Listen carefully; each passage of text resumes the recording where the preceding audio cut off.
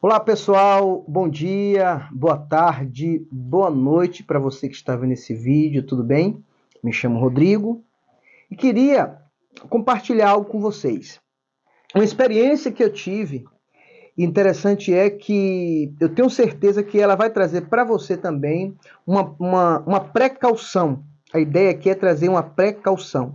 Haja vista que tudo que está escrito terá que acontecer, não tem jeito. E interessante esse vídeo que eu estou fazendo aqui agora, inclusive é para atender, é para tentar alcançar, inclusive os crentes renovados e os crentes pentecostais, nos quais também eu faço parte, ok? A Bíblia nos diz que vai se levantar o falso profeta, né? O homem da iniquidade. E nós que somos pentecostais, nós que somos renovados, nós temos muito costume de falar: e aí, profeta? E aí, profeta? E aí, profeta? E a verdade é que a maior profecia é a palavra de Deus. Se está escrito, se você pratica o que está escrito, se você vive o que está escrito, consequentemente tirará resultado daquilo que Deus falou e deixou registrado.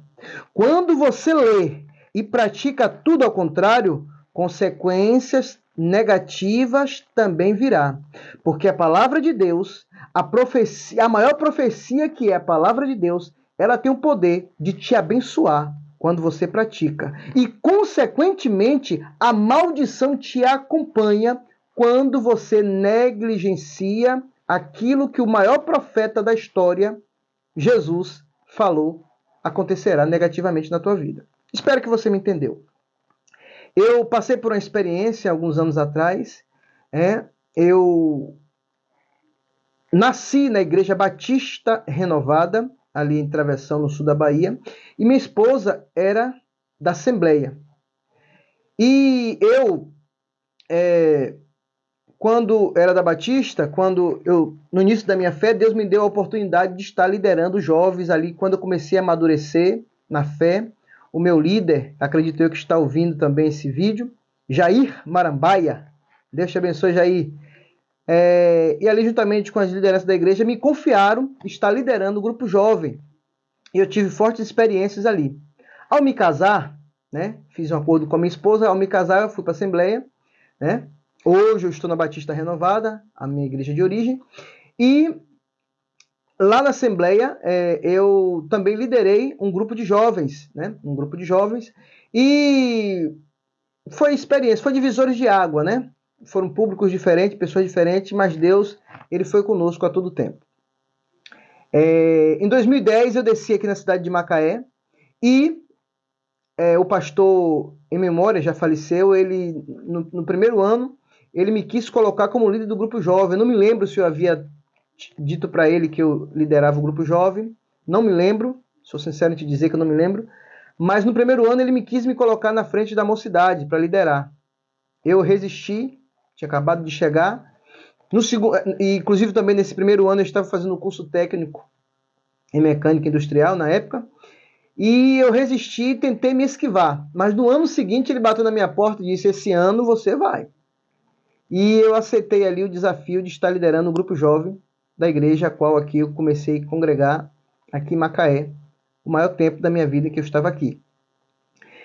E eu senti uma resistência, eu senti um preconceito, não sei por ser baiano, não sei por ser nordestino, eu senti uma rejeição da minha pessoa na liderança do grupo jovem. E aquilo me angustiou bastante.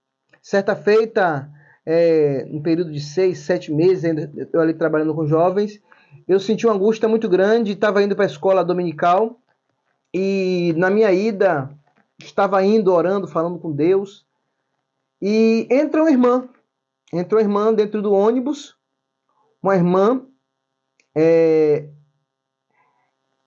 vestida de crente, cabelo de crente, olho de crente, sabe aquele assim, ó? Olho de crente, profeta. Interessante, irmãos, que foi a primeira vez que Deus permitiu em que eu entendesse que assim como as coisas positivas acontecem está escrito, as coisas também negativas que está escrito também acontecem. E naquele dia eu tive a experiência de me deparar com a falsa profeta. Eu confesso para você que ela tinha todos os perfis, exteriormente falando, fisicamente falando, de uma profeta, né, da qual eu idealizei na minha mente. E aquela mulher chegar para mim, eu estava ali atordoado, atribulado, porque eu estava indo para a igreja, para a escola bíblica dominical, me encontrar com um grupo jovem, querendo desistir. E aquela mulher chega para mim e fala assim: ei, varão, Deus tem visto a tua luta. Eu falei: meu Deus tem visto a tua luta, varão. Deus tem visto aquela peleja que tu tá passando. Eu falei: Jesus, irmão, eu quase chorei naquele ônibus, porque a gente, quando realmente ouve, né, o Senhor falar o nosso coração, a gente fica como? A gente fica emocionado. Mas a Bíblia vai dizer que enganoso é o coração, né? E ali ela começou a falar: ó, pra tu ver que Deus está no negócio aqui, que eu tô falando contigo, varão, não te conheço. Eu perdi até o ponto de ônibus, eu era para ter descido naquele ponto que passou. Eu falei: pode falar que eu tô ouvindo. E aquela mulher chega para mim e fala bem assim: olha, aquela mulher, Deus vai tirar aquela mulher da tua vida, que aquela mulher tem sido um empecilho na tua vida, no teu casamento, na tua vida. Aquela mulher não tem te ajudado você crescer, desenvolver. Eu falei: que demônio é esse? O que essa mulher está falando? Haja vista que eu fiz que nem Naamã. Eu esperava que aquela mulher ia falar diretamente da luta que eu estava passando com um grupo jovem. Eu fui almejado contra minha esposa, a qual sou casado há 14 anos. A mulher a qual eu amo, sou apaixonado todo dia. Sou apaixonado por ela. Te amo, amor. Creio que você está vendo esse vídeo. Então, irmãos, naquela hora eu abri o olho assim de crente e fiz: está repreendido, Satanás. Positivo. Né? E aquela mulher estava amaldiçoando o meu casamento, amaldiçoando o meu relacionamento. Haja vista que eu estava vivendo em lua de mel ainda com a minha esposa, né? Eternamente lua de mel. E eu fui almejado ali com aquela falsa profecia. E no livro aqui de Jeremias, capítulo de número 14, versículo de número 14, diz assim: disse-me o Senhor, os profetas profetizam mentiras em meu nome. Não os enviei, nem lhes dei ordem, nem lhes falei. Estou lendo de novo. Visão falsa, adivinhação, vaidade e engano do seu coração é que eles vos profetizam. 15. Portanto, assim diz o Senhor, acerca dos profetas que profetizam em meu nome, sem que eu os tenha mandado, e que dizem: nem espada nem fome haverá nesta terra. A espada e a fome será consumida. A espada e a fome será consumidos esses profetas. Irmãos, observa aqui que o próprio Deus usa o profeta Jeremias para exortar. Haja vista que o profeta Jeremias, ele foi usado por Deus por diversas vezes para tentar fazer com que o povo se arrependesse do cativeiro a qual estava indo contra a vontade de Deus, fazendo aquilo que não agradava a Deus. Nós conhecemos muito bem a história de Jeremias, um grande homem na Bíblia, né, o qual foi usado por Deus verdadeiramente para fazer com que o povo fosse de encontro ao arrependimento, e o povo ia de encontro à ira, à desobediência de Deus. Interessante é também a referência também que está lá no livro de Atos, capítulo 16, versículo 16, a Bíblia fala sobre Paulo. Paulo desejava ir à Ásia pregar.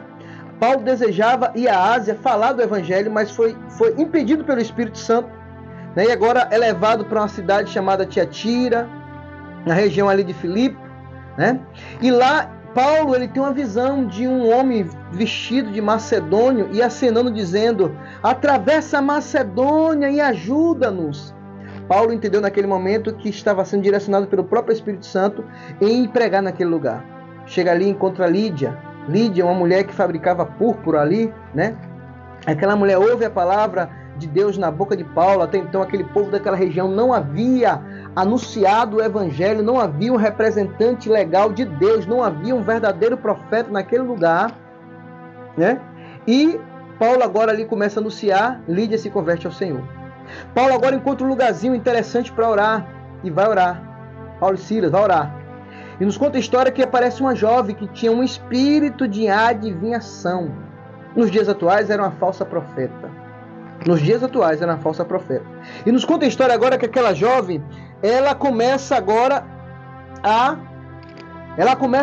a falar, olha, esse homem que está aí prega a palavra de Deus, prega sobre salvação, prega sobre o reino de Deus, dê ouvido para eles. Paulo olha para aquilo e fala, gente, eu ainda não anunciei. Nesse lugar, eu estou conjecturando, eu estou imaginando Paulo pensando, eu ainda não anunciei a palavra, eu sou representante legal enviado por Deus neste lugar, esta mulher está falando da parte de quem? E Paulo começa a analisar, primeiro dia, segundo dia, até que um dia Paulo fala bem assim, olha Satanás, eu sei que é tu que está por trás disso. Sai desta jovem, em nome de Jesus. E aquele espírito agora sai daquela jovem. Aquele espírito de adivinhação, nos conta a história que aquela jovem, ela era escrava, ela era serva, e aquela jovem, ela produzia, com o espírito de adivinhação que ela tinha na sua vida, ela produzia lucro para os seus senhores. Era tipo assim, como se houvesse uma fila e as pessoas quisessem saber resposta dos seus problemas, as pessoas quisessem resposta do futuro, as pessoas queriam resposta da confirmação da traição, esse tipo de coisa. Imagine aí alguém na fila falando bem assim, olha, eu queria saber o número da Mega Sena do final do ano. Aí o camarada, o dono, o senhor daquela jovem fala bem assim, tem condições de pagar? Tenho. Paga aí, 10 bilhões, se o camarada pagava. Eu queria saber se meu marido realmente está me traindo. Tem condições de pagar? Tenho. Paga aí. Está traindo sim. Então, o espírito de adivinhação dava lucro aos seus senhores. O espírito de adivinhação que estava na vida daquela jovem, que era escrava por 2 vezes, pelo diabo e pelos seus senhores, ela dava lucro aos seus senhores. Imagine algum homem chegando lá falando bem assim, já que essa jovem aí tem um espírito de adivinhação, ela adivinha, revela tudo, né? Vamos lá. Senhora, qual é o nome da minha esposa, da minha mulher? Aí aquele espírito de adivinhação na vida daquela jovem falava bem assim, qual delas? E aquele cara, ó, dava a linha. Então, verdadeiramente, trazia uma locomoção, trazia um movimento, as pessoas, eu imagino aquele lugar cheio de gente, né, interessado em ouvir a revelação daquela jovem, que aquela jovem fazia. Meu querido, não é diferente nos dias de hoje. Interessante é que as pessoas, elas estão mais conformadas. As pessoas, elas aceitam mais o espírito de engano do que o espírito da verdade. As pessoas têm negligenciado o que está escrito na palavra de Deus para dar mais evidência a revelação, a profecia, e Satanás, ele tem usado de estratégia nisso. Satanás tem visto que as pessoas não querem mais ir para a escola bíblica dominical. Satanás tem visto que as pessoas não querem mais para o culto de doutrina. Satanás tem visto que as pessoas não querem mais para o culto de ensinamento, aprender em comunhão ali, meditar, estudar, buscar, descobrir qual é a vontade de Deus. Não. Meu negócio é revelamento. Não é nem revelação, é revelamento. O negócio é, eita, eu tô vendo! Meu Deus do céu, impressionante! E Satanás tem trabalhado nessa área. Irmãos, eu acredito em profecias. Eu conheço pessoas de Deus, homens e mulheres de Deus comprometidos, que vê o céu aberto. Mas eu também tive a oportunidade de ver uma falsa profeta que não via o céu, via o inferno e queria trazer o inferno para a minha casa. Haja vista, se eu não tivesse conhecimento da palavra de Deus, eu teria acreditado e achado que a minha esposa era tudo aquilo que aquela mulher falou, e eu vou largar minha esposa agora porque Deus tem outra esposa para me dar. Está repreendido em nome de Jeová. Meu querido, cuidado com o que você ouve. Meu querido, minha querida, cuidado onde você está buscando. O que você está buscando, o que você precisa estar buscando, está aqui na palavra de Deus, está escrito. E Deus vai fazer acontecer na tua vida. Cuidado com os falsos profetas. Eles estão por aí. Eles estão te procurando. Ele precisa te cativar. Ele precisa te prender. Que nem aconteceu com aquela jovem. Agora aquela jovem estava liberta. Aquela jovem agora não tinha mais o espírito de adivinhação. Ela agora tinha o Espírito de Deus. Ela agora foi liberta pelo poder que há no nome de Jesus. Quantas pessoas buscam ficar presa, ficar cativa nas armadilhas de Satanás. Então o conselho que eu dou para você é cuidado. Cuidado com os falsos profetas. Cuidado com aqueles que falam aquilo que Deus não falou. Porque se Deus não falou, não vai acontecer. Porque aquilo que Deus falou irá acontecer. Então cuidado, meu querido, cuidado, minha querida, com os falsos profetas. Cuidado com esses pés ligeiros, né, que você busca, negligencia o que está escrito na palavra e procura uma resposta do profeta, enquanto Deus já disse na sua palavra da forma correta qual você deve fazer, o que você deve praticar para que a vitória chegue na tua vida e o nome de Jesus seja glorificado. Amém? Eu espero que você entenda. E o tema que eu poderia colocar um tema para esse vídeo é: fuja dos falsos profetas. E leia e busque a palavra de Deus. Medite na palavra de Deus, ok? Porque Jesus Cristo e a sua palavra é a maior profecia para a vida de um homem, para a vida da mulher. Lamentável é que, em especial, o brasileiro, ele não gosta de ouvir a verdade. O brasileiro, ele se revolta, ele se ira quando ouve a verdade. Ele consegue ficar mais conformado em ouvir palavras de mentira. E nós temos visto isso nos últimos dias. Minta e eles crerão. Fale a verdade e eles fugirão. Inversão de valores. Que Deus tenha misericórdia de nossas vidas e possa abrir a nossa mente para que possamos entender qual é a boa, perfeita vontade de Deus, através da sua palavra, em nome de Jesus. Deus te abençoe. Irmão Rodrigo, forte abraço. Evangelista Rodrigo, Deus te abençoe. Tchau, tchau. Fica na paz.